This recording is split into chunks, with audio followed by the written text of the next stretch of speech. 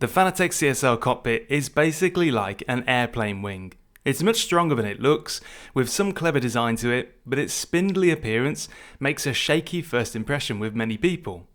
It ain't perfect, but it is honestly misunderstood. Fanatec has only themselves to blame for that, by forgetting that customers do like their sim rigs to look substantial. But I do like to see something different come along, and for a certain portion of Fanatec customers, this will be of great interest. Let's take a look. Please watch this entire review before making any decisions, but as with all my hardware reviews, all of the equipment featured is linked in the description. Using the links below to travel to sim racing brands' websites lets them know that you came from this channel, and that's a way to support me at no extra cost to you. Fanatec didn't send this cockpit for review. You'll find a range of brand links and discount codes in the description as well, so thank you very much for taking a moment to check them out. Much appreciated. First up, a quick summary.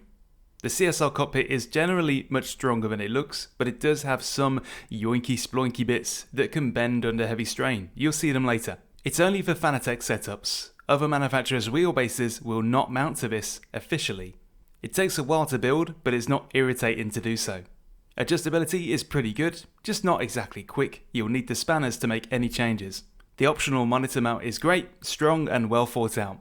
The optional shifter mount is also good, nice and solid. The seat is pretty good value for €99, but ultimately that price means it ain't high end. It's very low down and compact, and light enough to be lifted and moved in one piece. So first of all, why does this cockpit exist? Why have they gone through the effort of making this? Well, it's for the same reason that Porsche makes roof boxes. It's just the thing from the brand that's designed to go with the other thing from the brand. So if you're buying a Fanatec setup today, you can pair it with a Fanatec cockpit and get something that's specifically designed to go with the new equipment that you're buying. Having everything supplied to you from the same brand is something that a lot of people do want to do for simplicity. It's a sound plan, so long as buyers of this cockpit are aware of the one big compromise you make here. It's only designed for use with Fanatec wheelbases, beside mountable ones. You can't attach Logitech, Acertec, Moser, Simucube, Simagic or any other wheelbase to it, at least not officially. I'm sure third-party brackets might pop up eventually, but as of right now it's a Fanatec only affair. This is a shame because although it does make the cockpit more focused and tailor-made for Fanatec kit, this sort of hostile architecture discourages you from switching to another manufacturer's equipment later down the line by making it more of a hassle. It's intentional, but given half a chance, any other first-party manufacturer would definitely consider doing the same. It's not a new tactic in business, it's just disappointing to see. Just be aware of that decision before you buy. It'll arrive in pretty compact packaging. The contents are satisfyingly unveiled, with all the parts getting their own little cutout within the cardboard core. It's very neatly coordinated.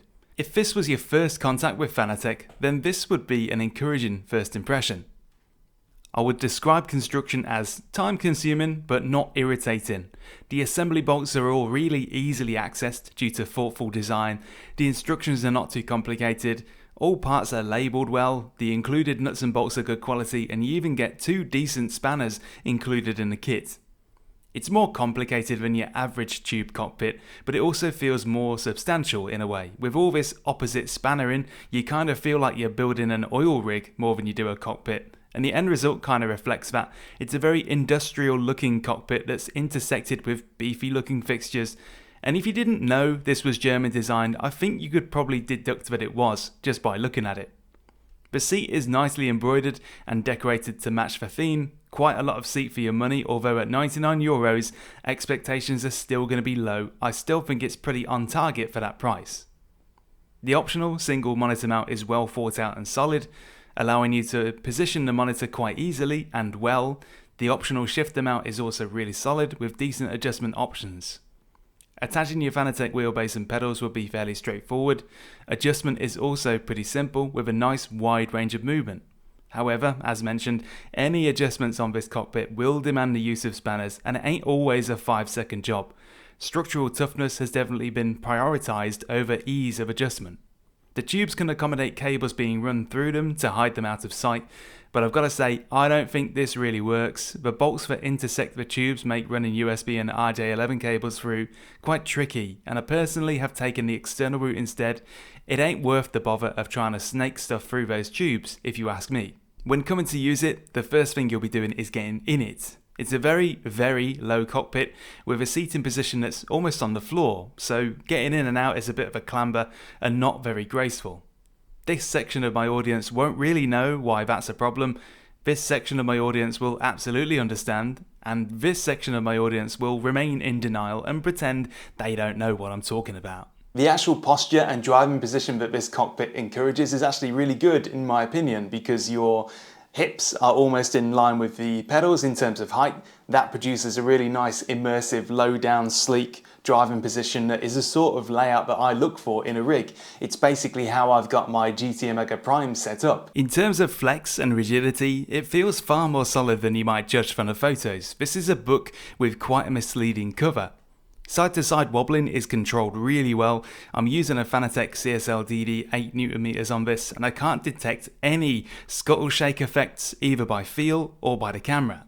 I'd love to have stuck a Club Sport DD on this to see how it copes with much stronger bases, but I sold mine on to fund this. All I can say is that I think it would have no trouble at all based on how unbothered it is by the 8Nm unit and also me just wobbling it in testing. One area which is especially cleverly done is the monitor mount. It's rock solid and goes the extra mile to hold things steady with these two support bars that support the weight of your screen to reduce any wobble and movement. There is next to no screen wobble at all for me, which is impressive. Longitudinal flex though is not as well controlled. It still does pretty good for how it looks, but there is definitely some movement and bend in the cockpit when I give the brakes a big push. As you can see here, if you watch the corner of a monitor move when the rig is under strain. And here you can see a small amount of movement in the pedal heel plate under the same heavy brake strain. In this footage, I'm using Fanatec CSL Elite V2 pedals with the hardest spring and elastomer setup, so I'm braking pretty hard in this footage to try and push it. Though it shows up on camera, I still gotta say I couldn't detect the flex through my feet at all. The pedal tray is, once again, stronger than it looks. Those thin looking seat bars, however, were one thing that I was definitely skeptical of.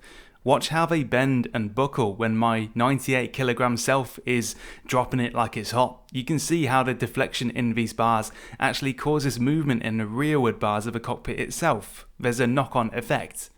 But I'm just being a total ape here and using it like a trampoline rather than a cockpit, so it shows up on video. When you're just driving it normally and using it how it's meant to be used, there's no detectable movement in those seat bars for me. Ultimately, under normal use, whatever flex is there in the frame is hard to detect or even notice in practice whilst driving. I would consider it far from interference level stuff, and it's exceeded my expectations for something that looks so wiry. Most of the movement that you're going to feel is going to be in the seats because the cushioning is quite springy. It doesn't really resist movement very much, so if you have a hard brake pedal like I did during testing, you're going to find that you kind of squidge back into the seat whenever you press the brake pedal hard. So if you want to eradicate flex or movement, the seat is going to be the first thing you're going to want to change. By comparison, the rest of the rig is solid, but the seat is €99. It's a starter seat to get you up and running and provide you with something to sit on that fits in with the rest of the cockpit, but it's not going to be high end for that price. One unexpected benefit of such a lightweight looking frame is that it is in fact actually lightweight. I can easily slide the rig on this hard floor, but I can also pick it up wholesale. That is something I certainly cannot do with a full profile rig, no way. This shines a light on the CSL Cockpit's positives, the fact that it's so visually small, unintrusive and relatively portable. With every hardware review I try to zero in on the biggest reasons why you wouldn't buy.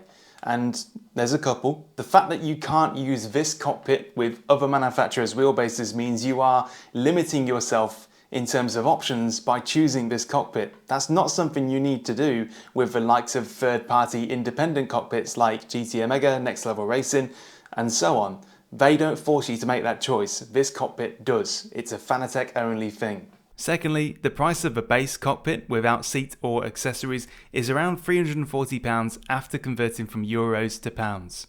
A GT Omega Prime Lite, for example, without a seat is around £380, and that includes a shifter mount, and it can accept wheelbases from any manufacturer and is an aluminium profile rig, albeit a midweight one and not a full heavyweight. The price of the entire CSL Cockpit with accessories, as seen in this review, was around £560, which ain't that bad, but that's mainly thanks to the cheap seat. But if you do buy this, you are choosing to forego the extra versatility and open platform of a profile rig, in exchange for whatever reasons draw you to the CSL. Maybe you much prefer the way this looks, or you just like the idea of a purpose-built Fanatec rig to go with a Fanatec setup. Valid reasons, but you should take that path knowing what you're giving up. The third reason is just Fanatec themselves. They've been in the wars for years with inconsistent delivery times and slow customer service. They're far from a shining beacon in those departments. I ordered this CSL Cockpit on the 3rd of May and it arrived on the 28th of May. That's 16 full working days between placing the order and receiving it to my door in the UK, from Germany to the UK. Most of my orders in the past year have taken this long, if not slightly longer, so don't assume same week delivery. There will be a lot of you that base your buying decisions on how quickly you'll get your stuff from the point of order. People hate waiting. I hate waiting. If I can choose a rig from company A and I know it's going to be here in a couple of days, or a rig from company B and I know it's going to be here in a few weeks, that kind of stuff matters. That will inform your buying decision. So if you don't already know this, just be aware, Fanatec's logistics and supply line is generally considered to be slower than most. In conclusion, I think the CSL Cockpit is better than it's given credit for, but I can't really blame people. It don't look like much. Although it beat my expectations, it's a firmly mid-level cockpit that has one big compromise that few other cockpits will impose upon you.